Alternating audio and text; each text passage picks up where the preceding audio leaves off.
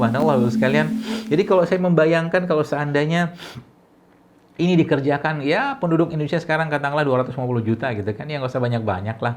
50 juta aja mengerjakan kayak begini, berapa angka penyehatan yang kita bisa kerjakan atau kita bisa hemat gitu kan. Atau mungkin biaya pengobatan yang kita bisa hemat ya. Tapi memang pertanyaannya gampang nggak? Nggak gampang, susah. Kenapa susah? Karena godaannya banyaknya luar biasa. Baru saja mau hidup sehat, baru saja mau puasa, godaannya lewat lagi terus seperti itu terus. Maka saya katakan azamkan diri kita dulu. Jadi perlu diperbaiki dulu adalah bagaimana kita meyakinkan diri kita sebagaimana Allah menciptakan kita dalam keadaan sempurna, maka niatkanlah juga kepada Allah agar bisa mengembalikan tubuh ini kepada Allah dalam keadaan yang sempurna juga. Itu niat awalnya. Ya, jangan sampai kita mengembalikan jasad ini, ya, jasad yang dititipkan Allah ini, ruh juga dititipkan di sini, itu dalam keadaan penuh dengan penyakit. Jadi ibarat kata mah motivasinya harus dapat dulu, ya.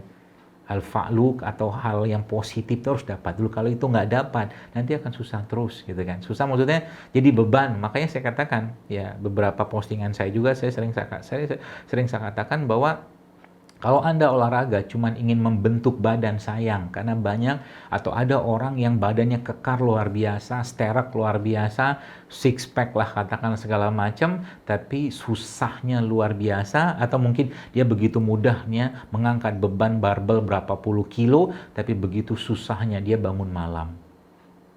Ini kan masalah. Badannya udah sterek, udah luar biasa kuat, diajak panco pasti menang, misalkan gitu kan. Tapi melangkahkan kakinya datang ke masjid untuk sholat subuh atau sholat isya, susahnya atau beratnya minta ampun. Gak ada guna olahraga kayak begitu. Maka olahraga sekalipun diniatkan kepada Allah agar bisa beribadah dengan baik. Itu niat kita dalam hati, teman-teman Bapak Ibu sekalian. Ya, jamaah sekalian, itu niatnya. Jadi termasuk juga berarti hidup sehat juga sama. Ya, jadi hidup sehat itu dalam rangka apa? Dalam rangka kita bisa melakukan ketaatan, dalam rangka kita bisa melakukan ibadah lebih baik kepada Allah. Ada hubungannya? Ada, Pak, Bu. Gini loh. Mungkin boleh saya katakan, cobalah makan gak sehat tiap hari. Makalah tepungan tiap hari. Makalah gorengan tiap hari. Makalah gula pasir tiap hari dengan segala bentuknya, segala macam. Dan makalah produk-produk karbo tiap hari. Tiba-tiba muncul asam urat misalkan. Atau tiba-tiba nggak lama, itu proses. Setelah beberapa waktu, tiba-tiba dengkulnya nyeri. Ankle-nya nyeri. Apa yang terjadi? Akhirnya mau sholat duduk pun atau sholat dalam keadaan tahiyat pun susah. Rugi nggak? Rugi. Akhirnya apa? Akhirnya yang terjadi, sholatnya pun dalam keadaan duduk, karena nggak bisa berdiri lagi. Sedangkan sholat dalam keadaan duduk, itu pahalanya setengah dari pahala sholat yang berdiri. Luar biasa, dinasehati, dikasih tahu begini gitu, wah susah, nikmati saja hidup segala macam. Dia mau berangkat haji, tiba-tiba mau berangkat haji, check up, ternyata jantungnya bermasalah, ginjal bermasalah, semua bermasalah. Ini motivasi dulu. Ya, motivasi dulu sehingga nanti Bapak-Ibu sekalian kalau sudah ngerti motivasi ini, maka kita akan berhati-hati, kita akan menjaga. Jadi makan pun bukan untuk kenyang, tapi makan itu untuk memberikan haknya tubuh kita untuk bisa beribadah kepada Allah Azza wa Jalla. Ini motivasinya dulu. Kalau motivasi sudah dapat, aman kita. Jadi kalau disajikan ini itu segala macam, bolehkah kita makan? Ya, sebulan mungkin makan gorengan, makan kue segala macam, tidak ada yang melarang, silakan saja. Ya, tapi ingat, kita harus biasakan lebih banyak makanan-makanan yang memberikan asupan terbaik ke badan kita. Ya, contoh gini, kita nggak usah jauh-jauh lah gitu kan. Kalau Bapak Ibu saya tanya antara, ya misalkan sebelah mungkin ya rujak kan dengan bumbunya misalkan, atau mungkin karedok atau lotek atau gado-gado lah. Ya, itu kan makanan yang sebelah mungkin insya Allah makanan yang penuh gizi dan baik untuk badan kita, ya, dan sehat insya Allah gitu kan. Nah, dibandingkan dengan misalkanlah sebelah mungkin ya apa ya, gorengan atau bakso atau mie ayam, boleh nggak dimakan? Boleh. Tapi ingat, kita harus biasakan yang haknya tubuh lebih banyak daripada nafsu yang kita utamakan. Itu aja sebenarnya prinsipnya dalam Islam. Jadi ini kalau udah, berarti boleh dong makan yang rujak tiap hari. Ya tetap aja jangan berlebihan. Kurma kita tak tahu, kurma itu sangat baik bagi tubuh kita. Madu kita tahu itu sangat baik. Tapi masalahnya ketika madu atau kurma itu begitu berlebihan yang kita makan dalam keseharian kita, Bu sekalian, maka akan sakit. Makan kurma 1 hari 1 kilo juga masalah. Makan madu 1 hari 1 liter atau minum madu 1 liter juga bermasalah.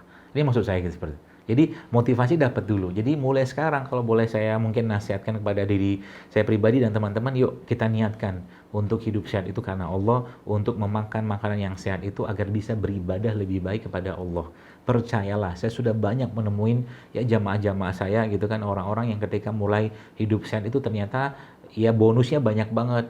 Maunya ngobatin kolesterol ternyata asam urat hilang, nyeri-nyeri sendinya hilang, macam-macam hilang. Maunya ngobatin katakanlah masalah mahnya ternyata bukan hanya mah yang hilang, yang banyak sekali hilang dalam tubuhnya dalam hal penyakit atau keluhan-keluhan yang dirasakan. Ya. Nah, maka saya akan kasih beberapa pedoman kepada Bapak Ibu sekalian, teman-teman yang pedoman ini bisa Anda praktekkan ya dalam konteks bahwa apa tuh namanya ya, berpedoman bagaimana Islam mengajarkan atau bagaimana Rasul mengajarkan pada kita tentang itu semua. Nah, kenapa masalah tubuh kita bermasalah?